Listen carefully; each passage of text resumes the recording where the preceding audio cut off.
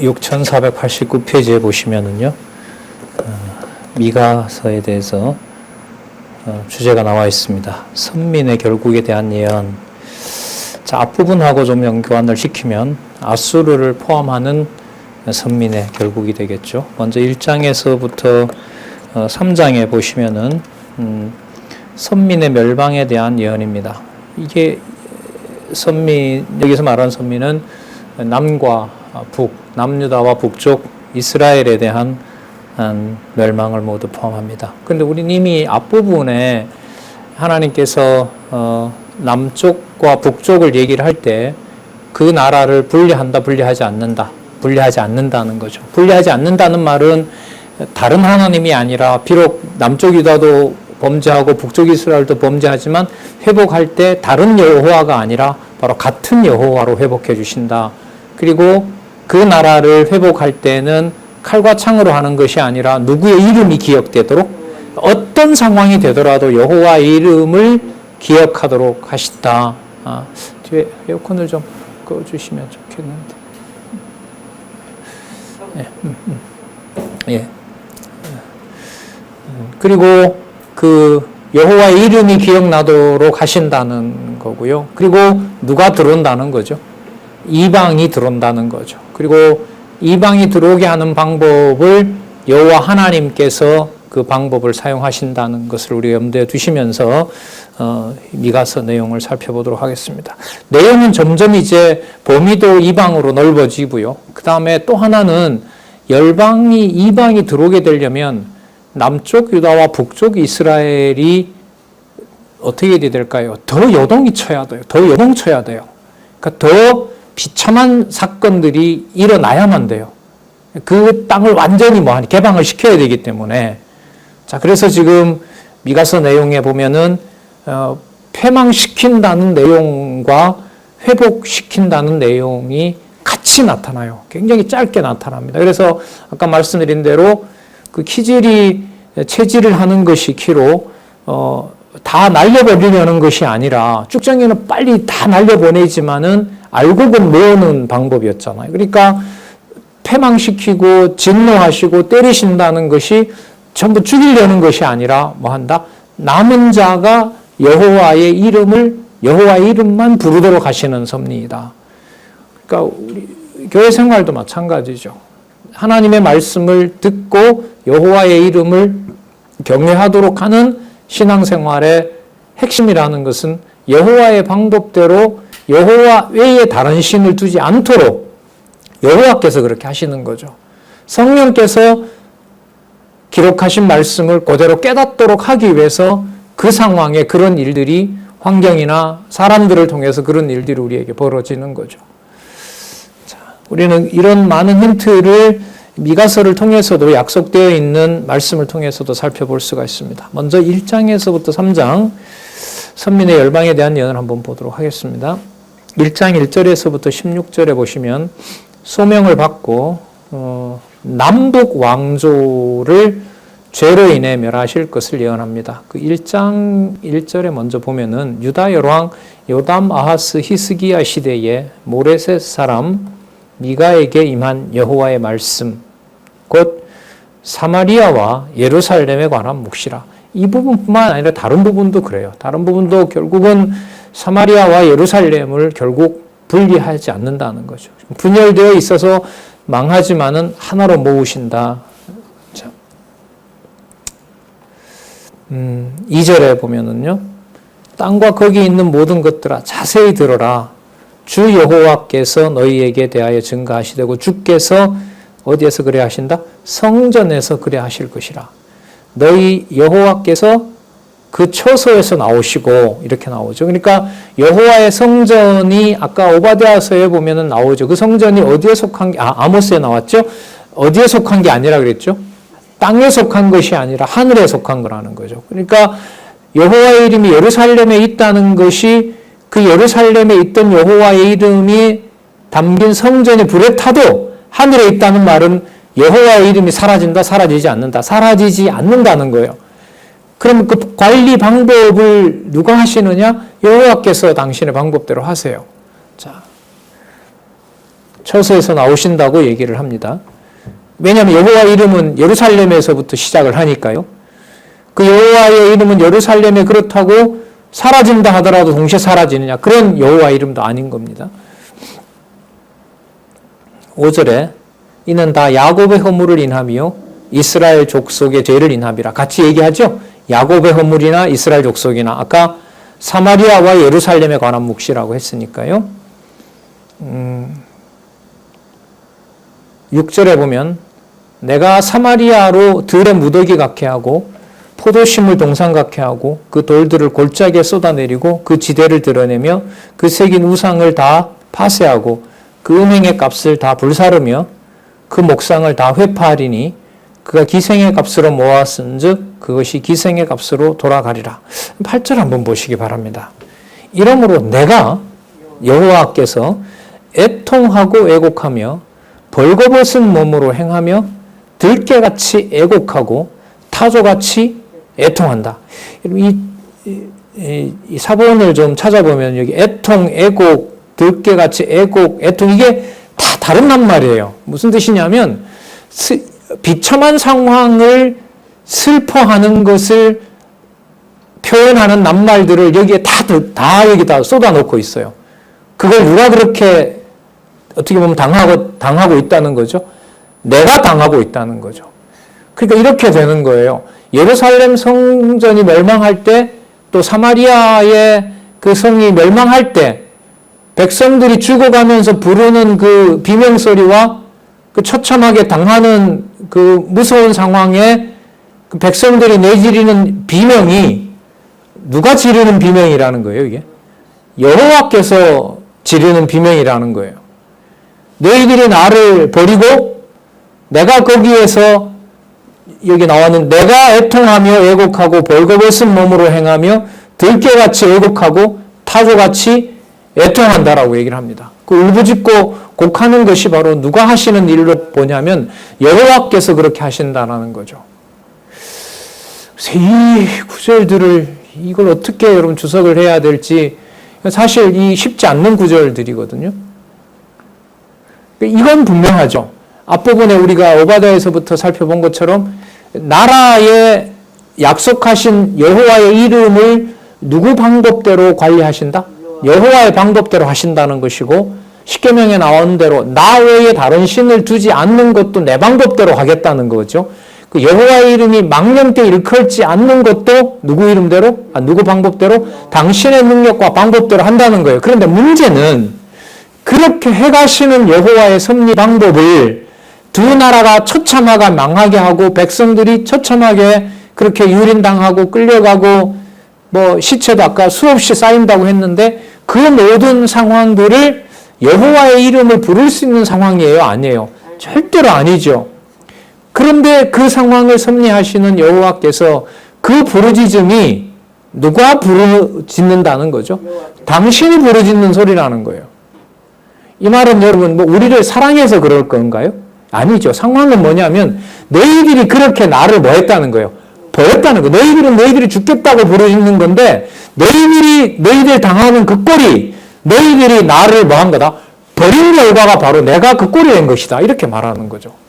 그럼 이 말은 남쪽 유다나 북쪽 이스라엘에게 여호와의 이름을 맡겨놓으면 여호와의 이름이 관리가 된다 안 된다?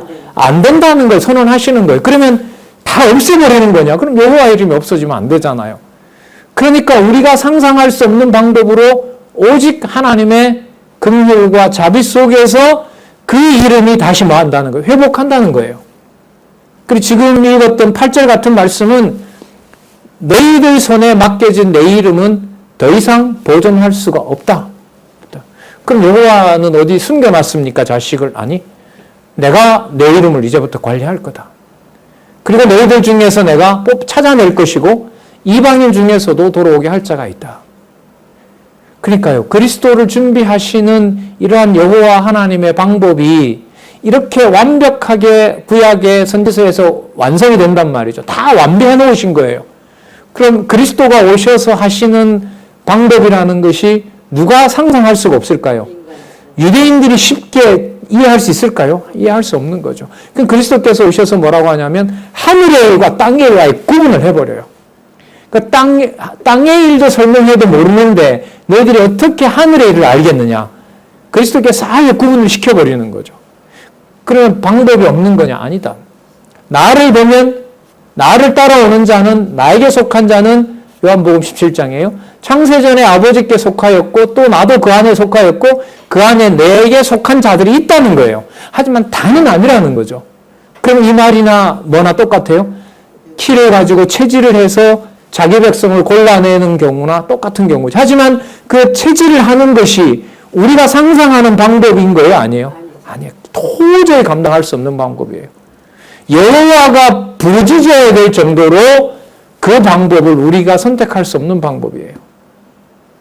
여러분, 그림자인 남쪽 유다와 북쪽 이스라엘도 이렇게 귀하게 당신의 모든 걸 걸고 성실하심과 인자하심을 보여주는데 하나님의 교회는 실제로 하나님의 교회는 계시의 마지막이거든요. 왜냐하면 교회 시대가 끝나면 바로 누가 오니까 그리스도가 오시고 이제 최후 심판으로 넘어가기 때문에 세계 지상 역사에서 보여주는 마지막 실체가 뭐냐면 영적인 교회, 그리스도의 교회, 하나님의 나라거든요. 그야말로 교회 아닙니까? 그럼 이 교회는 성경에 기록되어 있는 실체 중에 마지막 계시의 실체인 거예요. 그럼 교회의 비밀 속에 뭐가 담겨 있어요? 하나님이 어떤 분이시 담겨 있고 하나님이 어떤 일을 하시는지가 담겨 있는 거예요. 지금까지 좀 우리가 그러나 돌이켜보면은 그 진리의 말씀이 투철하지 않다 보니까 인간적으로 조금 힘들고 뭔가 이해가 되지 않았을 때 신앙을 그냥 하나님의 존재나 이런 부분들을 쉽게 내팽개치고 쉽게 함부로 말을 하고 우리가 쓰는 세상의 용어들을 갖다가 어디에다가 교회에다가 갖다가 그냥 막 집어넣어버리고 막 사용을 해버린 거죠. 그래서 선지서를 따라가면서 공부하면서 생기는 현상 중에 하나가 하나님의 교회라고 했을 때 말을 쉽게 하지 않게 된다는 거예요. 말을 자꾸 버벅거리게 된다는 거예요. 할 말은 많지만은 누구 말로 하고 싶지 않은 거죠. 세상에 속한 평가로 하고 싶지 않으니까 이 말이 자꾸 꼬이는 거예요. 자식이면 쉽게 말하겠는데 여호와의 자녀이고 그리스도의 지체라는 게 개입을 해버리니까 내가 할 수 있는 말들이 뭐 하게 돼요? 다 안 나오게 돼요. 말이 이게 불편해지는 거죠. 그래서 입술을 지켜주신다라는 것이 말씀에 근거해서 교회를 교회로서 인정할 수 있도록 성령께서 해가시는 과정이라고 봅니다. 이게 말씀으로 다져지고 이제까지 체제개혁을 통해서 하나님께서 하시는 여러 가지 일들 속에서 글쎄요, 이 시대, 이 코로나 시국이 어떻게 해결이 될지 풀릴지 지금 어느 나라보다가 빠르게 진행이 되고 올 11월 달에 전 국민 접종이 다 완비된다는 어떤 시나리오로 가고 있는데요. 어쨌든 되든 안 되든요. 안 되면 안 되는 대로 하나님의 말씀을 말씀대로 하나님의 교회, 가정교회에서부터 심으시는 일이 계속해서 일어나는 거고요. 하지만 그 심는 것이 아까 남는 자를 키로 체질해서 남겨놓는 것처럼 우리가 생각하는 방식으로는 아니에요. 하지만 하나님이 살아계셔서 하는 것에는 절대로 변함이 없어요. 그러니까 우리에게 주신 소망은 분명한데 약속은 분명한데 누가 생각하는 방식을 항상 뛰어넘어요? 우리가 생각하는 방식을 뛰어넘어요. 그게 여러분 미가서에 나타난 선민의 결국이에요. 선민의 결국. 하나만 미리 말씀드리자면 미가 5장에 가면 그 준비해 놓은 하나님의 이름으로 올 왕은 베들레헴 에브라다 작은 성에 태어나는 볼품없이 태어나는 다윗의 후손으로 오는 바로 메시아인 거예요. 그런데 누구라 그래요? 상고부터 태초에 준비해 놓았던 내 왕이라는 거예요. 그러니까 누가 생각하는 게 아니에요. 우리가 상상할 수도 없어요. 교회가 그래요. 교회를요, 우리 머릿속에다 넣을 수가 없어요. 상상 이상입니다. 어떤 때는 이해가 되고 어떤 때는 이해가 안 되는 그런 데가 아니에요. 여러분들과 제가 진리로 소통하면서 진리 안에서 알고 믿는 것이 하나 되는 이 사건에 드러나는 놀라운 하늘의 비밀은 감히 어떤 것하고 대체할 수 없는 거라는 생각을 다시 한번 해보게 됩니다. 자, 8절 설명하다가 그랬습니다. 내가 애통하고 애곡하며 벌거벗은 몸으로 행하며 들깨같이 애곡하고 타조같이 애통한다. 그럼 버려진 이스라엘의 모습이, 버려진 남유다의 모습이 선민이라는 자들이 누구를 버린 모습하고 똑같아요? 여호와를 버린 모습하고 똑같다는 거죠. 우리가 죽겠다고 하는 게 우리가 하나님의 교회를 내팽개친 것하고 똑같다는 얘기예요, 이게. 다른 사람은 몰라도 수십 년 동안 말씀 좋다고 한 우리에게는 더더욱 더하지 않겠습니까? 9절, 이는 그 상처는 고칠 수 없고 그것이 유다까지도 이루고 내 백성의 성문 곧 예루살렘에도 미쳤습니다. 이 사건이 너무 큰지라 가드에도 고하지 말고 베들레아브라에서는 티끌에 굴지어다. 이게 이 이름 자체가 여러분 티끌의 집이라는 거예요. 12절 보면요. 마롯 거민이 근심 중에 복을 바라니 이는 재앙이 여호와께로 말미암아 예루살렘 성문에 임함이라. 자, 라기스 거민들은 말 준비하라는 거죠. 왜? 도망하려고. 자, 라기스는 딸 시온의 죄의 근본이니 이는 이스라엘의 허물이 내게서 보였습니다. 시온이고 이스라엘이고 다 똑같아요. 왜 똑같이 취급하느냐? 회복할 때 똑같은 여호와로 회복해줘야 되니까요. 이게 놀라운 섭리인 거죠. 왜 두 나라를 망한 시기도 다른데 똑같이 멸망했고 같은 경우라고 얘기를 하느냐? 회복할 때 회복하는 신이 누구여야 되니까? 같은 신이어야 되니까요. 이 비밀이 숨어 있는 겁니다, 이게. 15절, 마레사 거민아 내가 장차 너를 얻을 자를 내게 임하게 하리니 이스라엘 영광이 아둘람까지 이를 것이라. 아둘람이 굴이잖아요. 굴 속에 숨어도 필요 없어요. 거기에 멸하는 자를 보내서 그걸 멸하겠다는 겁니다. 6494 2장에 보시면요. 2장 1절에서부터 13절에 보면 죄악으로 패망 후, 자, 이게 당장 나오죠? 패망과 회복이 동시에 나와요. 죄악으로 패망 후 누구라 그러죠? 남은 자가 어디로? 고토로 돌아올 것을 예언하는 내용이 나타납니다. 자, 4절 볼까요? 2장 4절. 그때에 너희에게 대하여 풍사를 지으며 비유인 겁니다. 슬픈 애가를 불러 이르기를 우리가 온전히 망하게 되었도다.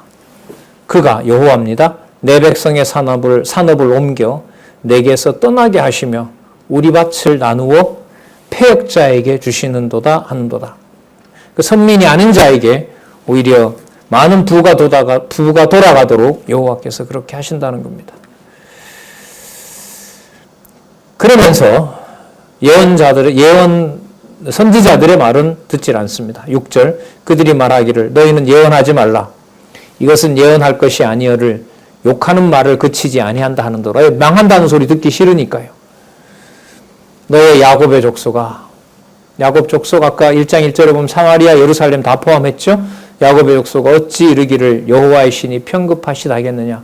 그러면서 여호와의 신은 아주 그 소견이 좁다는 거죠. 자기네들 마음대로 되지 않으니까. 그의 행위가 이러하시다 하겠느냐. 이것밖에 안 되냐. 여호와가 결국 이거냐라는 거예요. 근데 열방이나 잘되게 하는 나라가 이게 여호와라는 신이냐 도대체 마음에 안 드는 거죠. 아까 누구 신보랑 똑같아요, 이게? 요나랑 똑같죠? 예, 똑같아요. 선민의 틀을 바꾸시는 거예요. 선민의 성질을 하나님께서 바꿔나가시는 거예요, 지금. 백성들에게도 서로 확대하고요.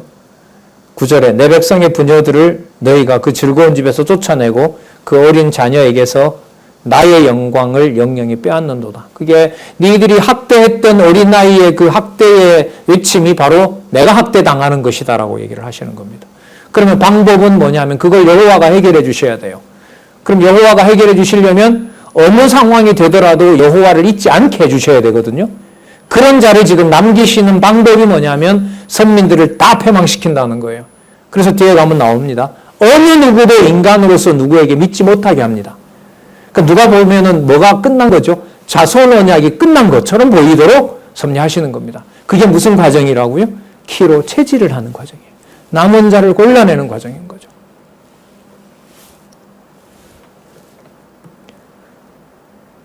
자, 12절. 멸망한 다음에 어떤 일이 벌어지는지를 설명을 하십니다. 그 회복과 관련됩니다. 야곱아, 내가 정령히 너희 무리를 다 모으며. 빠르죠? 엄청나게 무섭게 때린다고 했다가 바로 거기 남은 자를 돌아오게 하겠다. 내가 정령이 이스라엘의 남은 자를 모으고, 여기 나오죠? 한 처소에 두기를, 이렇게 합니다. 자, 남쪽 북쪽에다 가르는 게 아닙니다. 돌아오게 하는데 구분이 안 돼요. 어디에 두신다? 한 처소에 둔다는 거잖아요. 여호와의 이름을 같이 부르게 된다는 겁니다. 예루살렘을 중심으로 해서요. 보스라 양떼같게 하며 초장의 양떼같게 하리니 그들의 인수가 많으므로 소리가 크게 들릴 것이며 길을 여는 자가 그들의 앞서 올라가고 그들은 달려서 성문에 이르러서 그리로 쫓아갈 것이다. 쫓아갈 것이며 그들의 왕이 앞서 행하며 누가 선두로 행한다고요? 여호와께서 선두로 행한다. 그럼 아까 보시면은요, 너희들이 버린 것처럼 내가 그렇게 나를 버렸다. 너희들의 울부짖음은 내가 울부짖음이었다. 그래서 너희들은 절대로 회복을 못한다. 그럼 누가 한다? 내가 앞서서 해야 된다는 거죠. 내가 앞서서 해야 된다.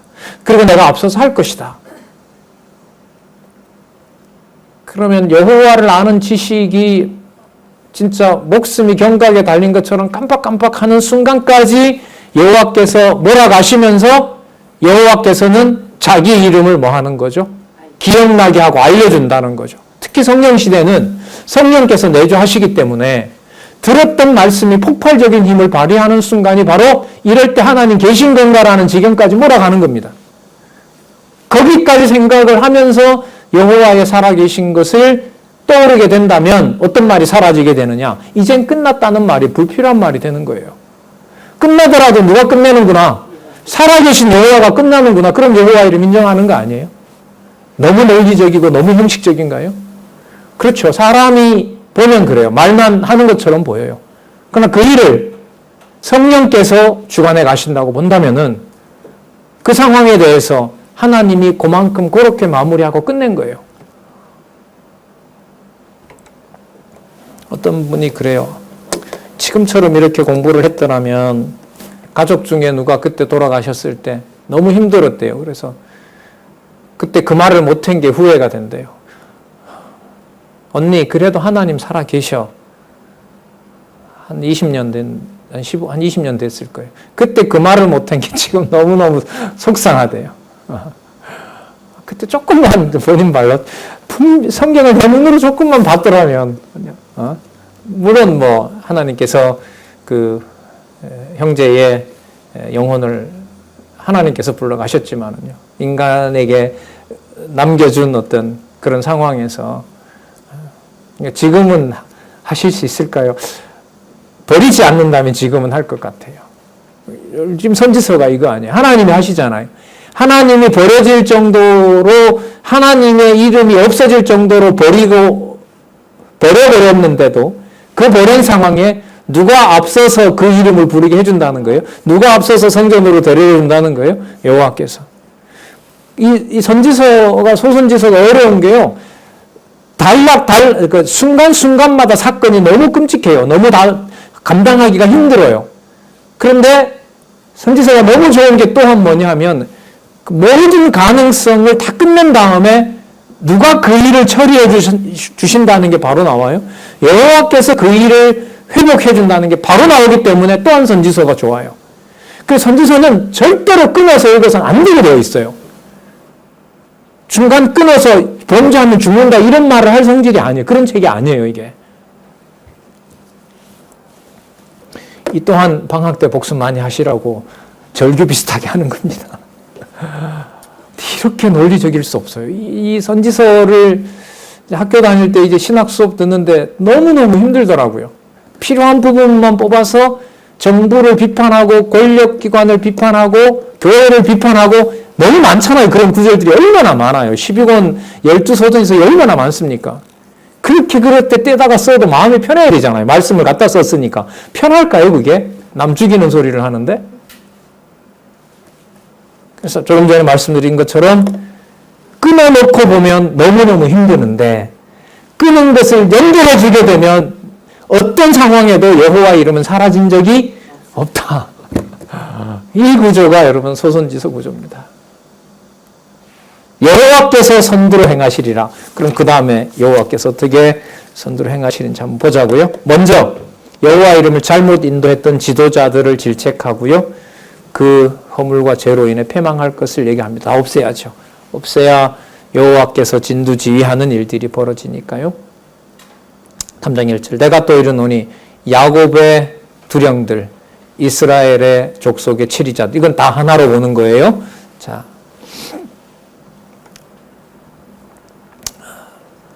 악행이 거기 나옵니다. 2절과 3절에 보면 전부 다 너희가 선을 미워하고 악을 좋아하며 내 백성의 가죽을 벗기고 그 뼈에서 살을 뜯어 그들의 살을 먹으며 그 가죽을 벗기며 그 뼈를 꺾어 다지기를 남비와 속 가운데 담은 고기처럼 하는도다. 아주 비참하죠. 그렇게 너희들이 고혈을 짜낸다는 거죠. 백성들에게. 그러니까 더 이상 내 백성을 관리하는 지도자들이 아니라는 겁니다. 없애버리겠다는 거죠. 선지자들은 그 돈을 가져오지 않으면은 점도 그 예언도 해주지 않게 되고 선지자들도 부패한 거고요. 7절 선견자가 부끄러워하며 술객이 수치를 당하여 다 입술을 가리울 것은 하나님이 응답지 아니하시머니와. 자, 8절 보시기 바랍니다.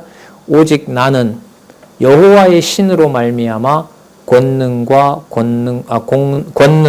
공의와 재능으로 체험을 얻고. 자, 이때 나는 미가서죠. 미가 선지자를 말하는 거죠. 그러니까 참 선지자를 하나님이 뽑아서 보낸 선지자가 바로 미가겠죠. 체험을 얻고 야곱의 허물과 이스라엘의 죄를 그들에게 보이리라. 다 드러내는 거죠. 심판하는 겁니다. 야곱의 족속 두령과 이스라엘 족속의 치리자 곧 공의를 미워하고 정직한 자를 굽게 하는 자들아 청컨대 이 말을 들을지어다. 자, 심판을 얘기를 하죠. 시온을 피로 예루살렘을 죄악으로 건축하는도다. 그냥 두어서는 안 되는 겁니다. 그 두령은 뇌물을 위하여 재판하고 제사장은 삭슬 위하여 교훈하며 그 두령은 뇌물을 위하여 재판하며 그 제사장은 삭슬 위하여 그 선지자는 돈을 위하여 점치면서 오히려 여호와를 의뢰하여 이르기를 여호와께서 우리 중에 계시지 아니하냐 재앙이 우리에게 임하지 아니하리라. 그러니까 거짓으로 누구 이름을 써먹는 거죠. 여호와 이름. 그래서 그 돈 가져와서 나한테 내고 내가 예언을 잘해 줄 텐데 그 예언 내용으로 보면 앞으로 이 나라가 망하지 않는다. 그렇게 거짓말을 한다는 거죠. 임한 하나님의 심판을 임하지 않게 한다는 거죠. 그럼 무속에서 그 구시나 여러분 점이라는 게 뭐죠? 자기가 대신해서 어떤 그 돈을 가지고 그 어떤 진노의 신을 자기가 틀어준다는 거 아니에요. 그래서 귀신을 달래면은 재앙이 안 간다 이런 거 아니에요. 진짜 사람의 어떤 약한 심리를 이용해서 그 신을 심파라 하는 장사인 거죠. 이게 지금 언약 자손들에게도 이 일이 벌어지는 겁니다. 이렇게까지 던져 놓았느냐는 생각을 하게 되면 이제 한국 교회도 무속이 너무너무 지배를 많이 하고 있죠. 이번에 여러분 인터뷰 보셨는지 몰라도 바깥에서 이렇게 한국 교회를 봤을 때는 성경과는 너무너무 거리가 멀고요. 그리고 성도들의 기본 태도로 보면 과거 무속신앙에서 계속해서 머물러 있다라는 그런 비판을 얼마든지 할 수가 있는 거죠. 그 진리의 말씀 보다가는 일단 거짓 선지자라도 누가 듣기 좋은 말을 일단 해주면 좋아요. 내가 듣기 좋은 말을 해주면 좋죠. 과거에 불운한 것보다가는 미래가 과거에 비해서 잘 될 거라고 얘기해주면 좋은 거예요. 그러니까 서로 공감하는 거죠. 그걸 여호와께서 없앤다는 겁니다. 12절에 그러므로 너희로 인하여 시온은 박같이 갈물당하고 예루살렘은 무더기가 되고 성전에 사는 수풀의 높은 곳과 같이 되리라. 그러니까 이제 다 없애버리는 거고요. 그 다 없애버리게 됨으로 예루살렘은 아까 얘기했던 대로 아까 우리가 살펴본 대로 열방도 함께 와서 여호와 이름을 부르게 된다는 겁니다. 자, 4장 1절에서부터 13절 회복된 백성이 대적을 쳐서 잘 보세요. 회복된 백성이 이때 이방도 포함하고요. 대적을 쳐서 탈취물을 드린다. 누구에게? 여호와께. 이렇게 되는 겁니다. 자, 4장 1절 볼게요. 말이래 이르러는 여호와의 전의 산이 산들의 꼭대기에 굳게 서며 작은 산들 위에 뛰어나고 민족들이 그리로 몰려올 것이라. 그럼 조금 전에 북쪽 이스라엘과 남쪽 유다가 망하는 것이 누구를 불러들이는 거죠? 많은 민족들을 불러들여서 여호와의 선이 더 선명하게 드러나도록, 여호와 예루살렘이 산에, 하나님이 준비한 산에 더 우뚝 서도록 하기 위해서 열방을 불러들이는 일이 된다는 겁니다. 그 열방이 뭐라고 하냐면 2절에 많은 이방이 가며 이르기를 오라 우리가 여호와의 산에 올라가서 야곱의 하나님의 전에 이르자. 성전에 가자. 그가 그 도로, 여호와의 도로 우리에게 가르칠 것이라. 우리가 그 길로 행하리라 하나 이는 율법이 시온에서부터 나올 것이요 여호와의 말씀이 예루살렘에서부터 나올 것이라. 예루살렘에 왜 모이게 하죠? 여호와의 말씀을 듣게 하려고. 그래서 회복될 나라는 분명해요. 누구의 말씀을 듣느냐 못 듣느냐. 여호와의 말씀을 듣게 하느냐 듣지 못하게 하느냐. 거기에 하나님이 준비한 그 키의 체질이 있는 거죠. 남은 자는 듣게 될 자. 그리고 날아가게 할 자는 하나님의 심판을 받을 자. 이렇게 준비를 하시는 겁니다. 자, 이 모든 걸 그러면서 3절에 그가 많은 민족 중에 심판하시며 먼 곳 강한 이방을 판결하시리니 무리가 그 칼을 쳐서 보습을 만들고 창을 쳐서 낫을 만들 것이며, 그러니까 예루살렘의 하나님의 백성인 경우에 하나는 거고요. 이방 나라들은 오히려 있던 보습을 가지고 뭘 만들어요? 창, 칼을 만드는 거예요. 그러니까 세상 나라는 세상 나라를 들어서 멸망시키고 세상 나라 중에서도 뽑아놓은 골라낸 내 백성은 뭘로 만든다? 칼을 보습으로 만들고 창을, 낫을 만들어서 서로가 풍요롭게 사는 그 나라를 하나님이 준비한다는 겁니다.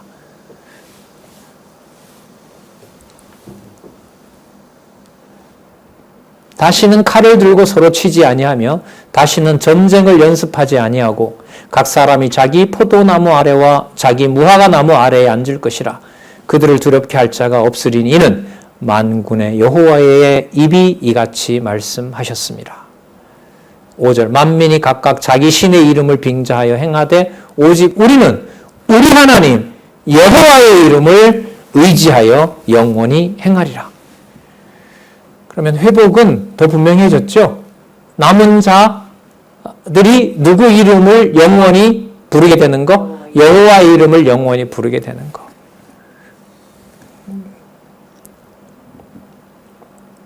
육 절에 보면 여호와께서 말씀하시되 그날에는 내가 저는 자를 모으며 쫓겨난 자와 내가 환난 받게 한 자를 모아 그 저는 자로 남은 백성이 되게 하며 멀리 쫓겨났던 자로 강한 나라가 되게 하고. 여러분 이때 강한 나라라고 해서 아까 칼과 창으로 세우는 나라가 아니에요. 뭐가 강하게 되는 거죠? 그러면 여호와의 이름을 항상 기억하게 되는 자가 강한 자입니다.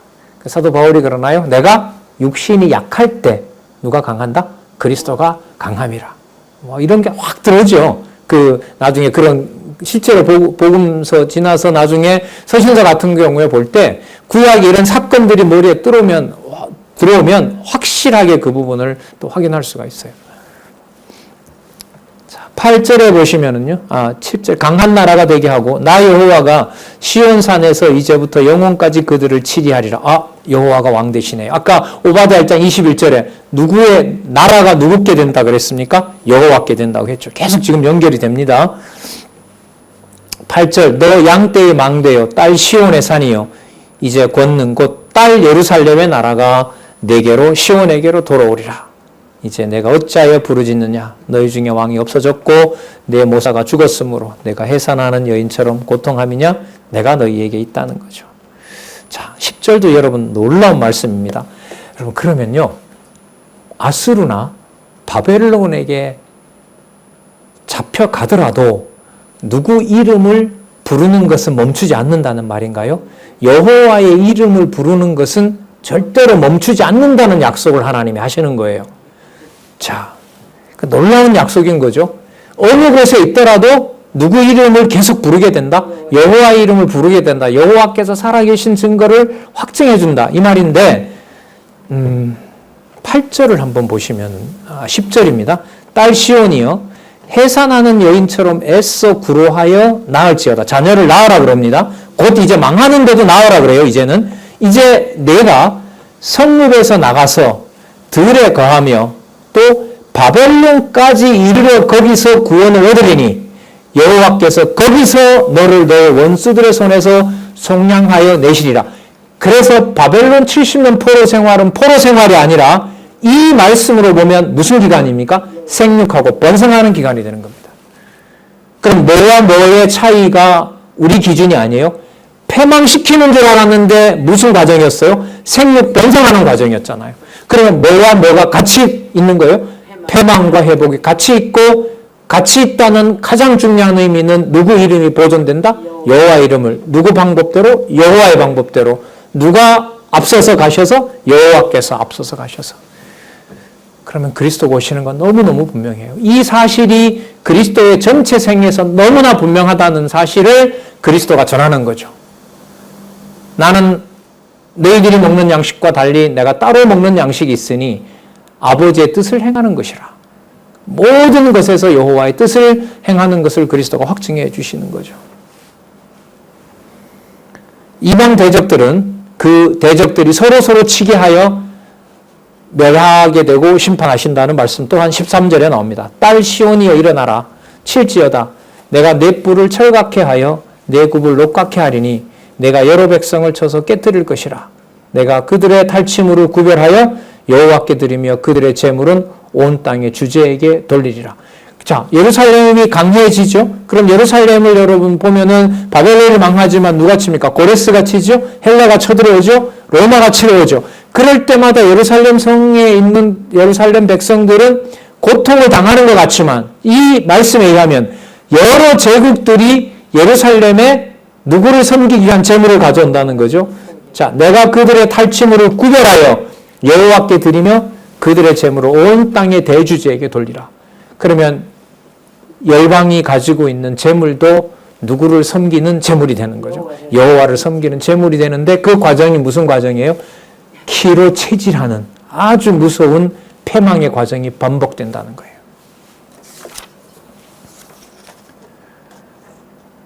5장 1절에 놀라운 얘기가 나옵니다. 딸 군대여 너는 때를 모을지어다. 그들이 우리를 대적이죠. 우리를 에워쌌으니 막대기로 이스라엘 재판자의 뺨을 치리로다. 이건 분명히 당하는 거죠. 근데 아까 이미 설명했죠. 바벨론에 잡혀가더라도 그곳이 무슨 자리가 된다고요? 생육하고 번성하는 자리가 된다 그랬습니다. 그러니까 좋고 나쁜 것의 기준이 완전히 우리 기준이 아닌 거예요. 여호와께서 살아계신 증거를 보여주느냐 보여주지 않느냐 그 모든 것을 여호와께서 행하신다는 겁니다.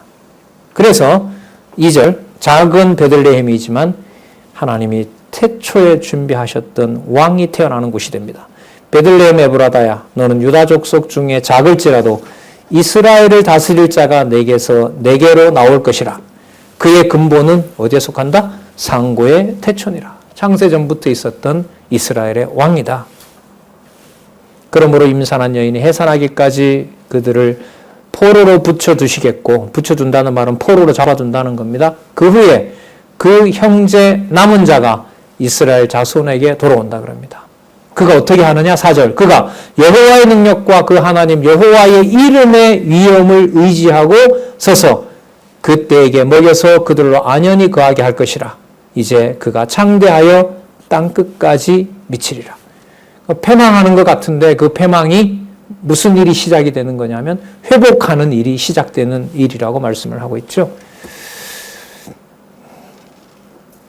7절에 보시면요. 야곱의 남은 자가 많은 백성 중에 있으리니 그들은 여호와에게로서 내리는 이슬 같고 풀 위에 내리는 담비 같아서 사람을 기다리지 아니하며 인생을 기다리지 아니할 것이며. 그럼 누구만 쳐다본다는 얘기인가요? 남은 자는 여호와만 쳐다본다 이 말이에요. 야곱의 남은 자는 열국 중과 여러 백성 중에 있다. 여기 나왔네요. 야곱의 남은 자는 열국 중과 여러 백성 중에 있다는 말은 열국과 야곱의 백성이 뭐예요? 같이 여호와를 부른다는 거죠. 그래서 그런 의미에서 뭐라고 부르냐면 선민이라고 부르는 거예요. 근데 이 내용이 여기에 나왔어요? 아니면 앞부분에 이미 나왔어요? 앞부분에 이미 나왔었죠. 계속 연결된다 이 말입니다.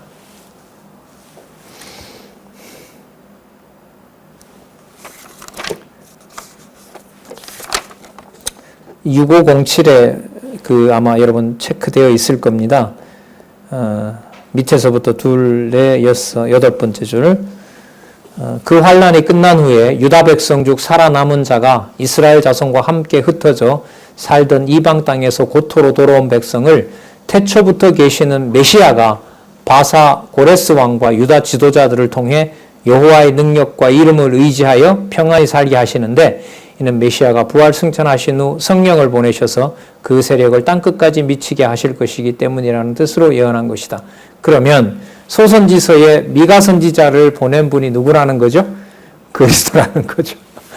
태초부터 일하시는 이분이, 선지서는 자신이 올 준비를 자신이 다 하신다 이런 말도 되는 거죠.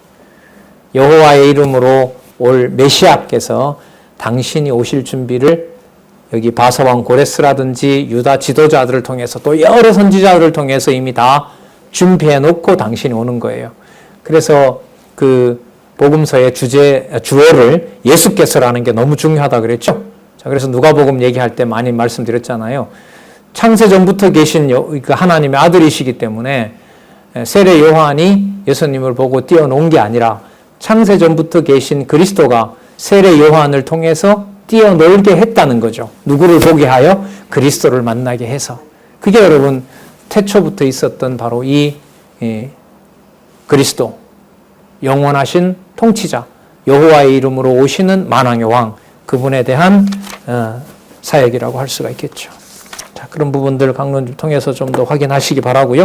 이 5장 부분에서 좀 편한 말로 끝이 났어요. 뭐가 다 끝났느냐?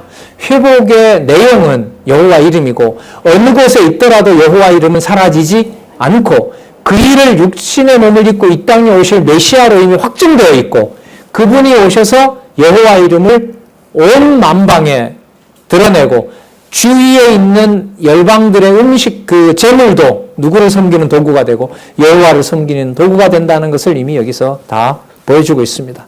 자, 그래서요 6장 8절을 보시면, 자 6장 8절 6511에 보시면은요 6511 사람아 주께 선한 것이 무엇임을 내게 보이셨나니 여호와께서 내게 구하는 것이 오직 공의를 행하며 인자를 사랑하며 겸손히 내 하나님과 함께 행하는 것이 아니냐. 9절 보시기 바랍니다. 여호와께서 성읍을 향하여 외쳐 부르시나니 완전한 지혜는 누구의 이름을 경외함이라?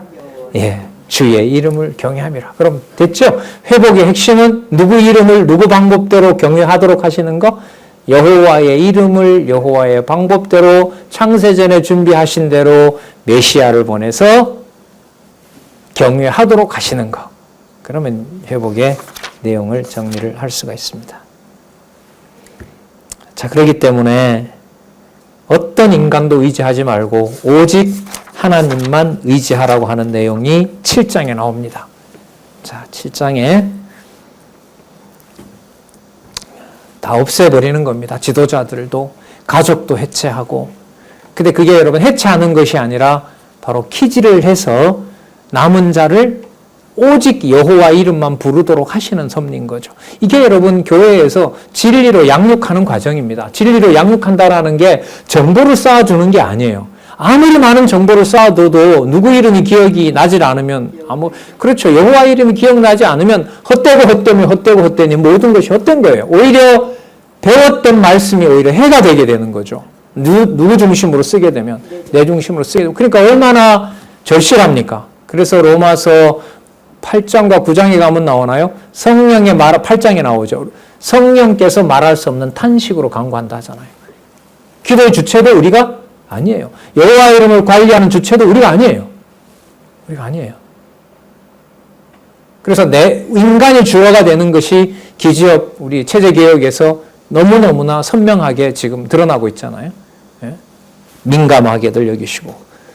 왜냐하면 인간적으로 뭔가를 가지고 하나님의 이름을 관리하는 걸 하나님이 허락하지 않기 때문에 이제는. 자, 그래서 7장 5절에 보시면은요. 너희는 이웃을 믿지 말며 친구를 의지하지 말며 내 품에 누운 여인에게라도 내 입의 문을 지킬지어다. 아들이 아비를 멸시하며 딸이 어미를 대적하며 며느리가 시어미를 대적하리니 사람의 원수가 곧 자기 집안 사람이로다. 이 상황으로 보면 여호와의 이름을 언약 자손들이 부를 수 있는 경우가 조금이라도 있을까요, 없을까요? 여러분, 세상에 믿을 사람을 한 사람도 가족이라도 남겨두지 않았는데 여호와의 신실성을 믿을 여지를 찾을 수 있을까요, 없을까요? 없죠. 아무도 믿을 게 없는데 어떻게 여호와를 믿어요? 말이 안 되잖아요. 그러면 여호와를 믿게 된다는 말은 가족과 혈육의 관계로 맺어진 관계를 그대로 유지해서는 안 된다는 거예요. 그렇게 안 하시겠다는 거예요. 그럼 하나님 어떻게 하실 건데요? 내가 남편 되겠다는 거예요. 내가 낳겠다는 거예요. 내가 낳겠다는 거예요. 어떻게 낳는데요? 예수님 하신 말씀으로 보면 물과 성령으로. 육의 몸으로 태어났지만 그 육의 몸이 누구로? 성령에 의해서 다시 태어났을 때 하나님의 자녀가 된다는 거죠. 그러니까 육을 가지고 누구네 가문에 태어났다는 것으로는 행세를 할 수가 없다는 거죠. 이걸 끝을 내신 거거든요. 지금 여기서.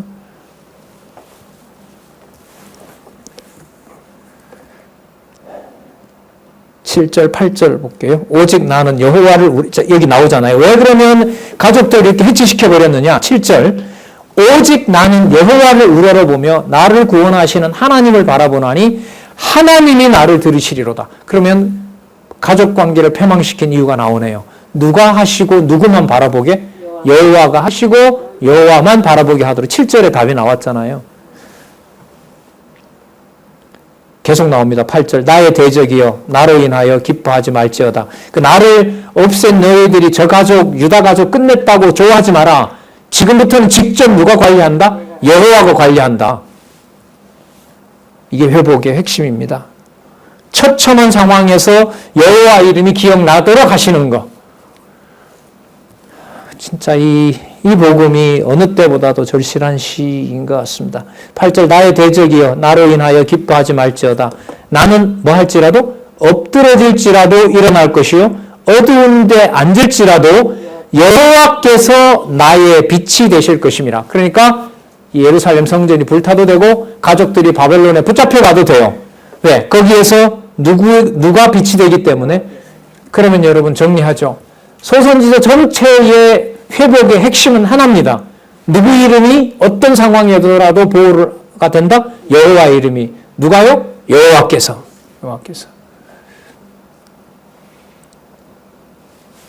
자, 마지막 14절부터 읽고 마치도록 하겠습니다. 제가 보겠습니다. 원컨대, 자, 그러므로 이렇게 넣어도 되겠죠? 그러므로 12절부터 보겠습니다. 그날에는 아수르에서 애굽 성읍들에까지, 애굽에서 하수까지, 이 바다에서 저 바다까지, 이 산에서 저 산까지 사람들이 내게로 돌아올 것이나. 자, 그 백성범이 바뀌었죠? 여러분 아마 메모되어 있을 겁니다. 이게 나움 하박국 스바냐의 배경이 된다고. 자, 13절. 그 땅은 그 거민의 행위의 열매로 인하여 황무하리라. 원컨대 왜 그렇게 됐느냐? 주는 주의 지팡이로 주의 백성 곧 갈멜 속 삼림에 홀로 거하는 주의 기업의 때를 먹이시되. 잘 보존한 그 암양처럼 거기서 내가 보호했다는 거예요. 눈에 보이는 현장은 무슨 상황인데? 전쟁터인데. 패망하고 있는데 회복을 여호와께서 하신다는 거죠. 그들을 옛날같이 바산과 길르앗에서 먹이 없어서. 15절. 가라사대 내가 애굽 땅에서 나오던 날과 같이 내가 그들에게 기사를 보이리라. 왜? 하나님께서 홍해를 하나님께서 10가지 재앙을 주셨죠. 또 여호와께서 홍해 앞으로 데려갔죠. 불과 구름 기둥으로 인도하셨죠. 홍해 앞에다 데려다 놓고 홍해를 가르셨죠. 40년 동안 광야길에서 신발 하나도 닳지 않게 했죠. 그렇게 하셨던 것처럼 앞으로도 내가 더 하겠다. 어느 곳에 있든지 간에. 18절. 가로되 열방이 보고 자기의 세력을 부끄러워서 손으로 그 입을 막을 것이요 귀는 막힐 것이오며 그들이 뱀처럼 티끌을 핥으며 땅에 기는 벌레처럼 떨며 그 좁은 구멍에서 나와서 두려워하며 누구를 부른다? 우리 하나님 여호와께로 돌아와서 주로 인하여 두려워하리라. 여호와께서 경외하게 하신다는 겁니다. 자, 그러므로 주와 같은 신이 어디 있으리까? 주께서는 제약을 사유하시며 그 기업의 남은 자의 허물을 넘긴단 말은 소멸한다는 거예요. 더 이상 죄를 묻지 않는다는 거예요. 인애를 기뻐하심으로 노를 항상 품지 아니하시나이다. 이것을 그 다음에 나오는 여러분 나움, 하박국, 스바냐서와 연관하면 어디까지? 이방까지 확대한다. 이렇게 됩니다. 이방까지 확대해서 학개스가랴 말라기는 어떻게 됩니까? 지상의 제사를 폐기하고 어느 곳에 있든 누구든 여호와의 이름을 부르는 제사를 드릴 수가 있다. 여호와의 이름을 경외하게 된다. 이게 소선지서의 구조입니다. 19절 다시 우리를 긍휼히 여기셔서 회복이죠. 우리의 죄악을 발로 밟으시고 우리의 모든 죄를 깊은 바다에 던지시리이다. 20절 그렇게 해서요. 주께서 옛적에 우리 열조에게 맹세하신 대로 야곱에게 성실을 베푸시며 아브라함에게 인애를 더하시리이다. 자, 여기 이 바다 저 바다까지 다 온다고 했으니까 이 산 저 산 다 온다고 했으니까 바로 그 다음에 나오는 나움, 하박국, 스바냐가 열방에도 그런 이름이 전해지고 전해져서 뭐 하게 한다고요? 여호와 이름을 부른다고 했죠? 그 여호와 이름을 부르는 곳이 성전이 된다. 그게 학개스가랴 말라기 이렇게 됩니다. 예. 1학기는 이것으로 방학을 하겠습니다. 저도 더 보고 싶고요. 여러분들도 아마 소선지서 더 명쾌하게 보시고 싶으리라고 믿습니다. 그리고 9월달 개강하면서요. 마태복음으로 가지 않고요. 이 소선지서의 이 내용을 확증을 나름대로 했다고 좀 생각을 하기 때문에 결론을 가지고 이사야에서부터 다시 선지서를 한 번 더 정리하겠습니다. 그리고 욕심인지 모르지만 마태복음 1장 1절에서부터 신약 어느 부분을 읽더라도 선지서 모든 내용이 눈에 같이 들어오기를 바라는 심정으로 방학 때 여러분 예습을 좀 많이 해주시기 바랍니다. 예. 어떤 방식으로 정리를 해갈지는 저도 공부를 좀 하면서 또 그렇게 준비하도록 하겠습니다. 어려운 시간이었는데요. 거의 빠지지 않고 2월부터 7월까지 같이 공부하게 됐고 더 열심히 공부하시는 분들이 많아졌다는 사실을 들었습니다. 너무 감사하고요. 건강하게 방학 잘 보내시기 바랍니다. 기도하겠습니다. 하나님 아버지 감사합니다. 너무나 귀중한 시간을 하나님 보내게 해주셨습니다. 진리의 말씀 사랑하는 가정교회를 비롯한 많은 주의 동력자들이 있습니다. 더욱더욱 진리의 말씀 사랑할 수 있도록 인도하여 주시고 각 처소에서 주어진 말씀 따라 하나님 여호와 살아계신 것을 거듭거듭 확인하는 놀라운 응총과 긍휼을 허락하여 주시옵소서. 하나님 이름 여호와 영원히 부를 수 있도록 하나님 허락해 주시기를 간절히 소원하오며 예수님의 이름으로 기도드렸습니다. 아멘.